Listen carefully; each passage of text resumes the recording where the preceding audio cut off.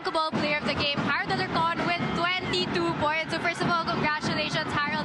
So I want to ask, ano yung mga adjustments na ginawa niyo nung second half, especially kasi dikit nung laban?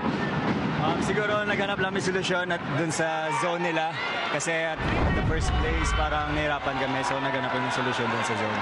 And now you guys are back in the finals. So ano yung nararamdaman mo? And what can we expect from you and the rest of the team in the final series?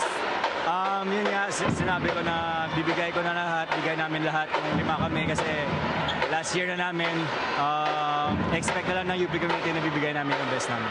Okay, so lastly, Harold, meron ko bang gustong batiin yung pamilya mo? Siyempre, yung buong UP community. Siyempre, binabati ko, nagpapasalamat ako kay God. And siyempre sa UP community na walang sawang sumuporta. And sa family ko na nandito, and sa girlfriend ko, sa kaibigan ko, and lalo na yung extra motivation kasi nandito yung lola ko galing sa province. Tapos nangingilan din ako ng sorry sa UP community kung kinabahan kayo sa last part kasi ako kinabahan din. Thank you so much, Harold. So that's all from me and our PS Bankable Player. Now back to you, Boomen. Alam mo,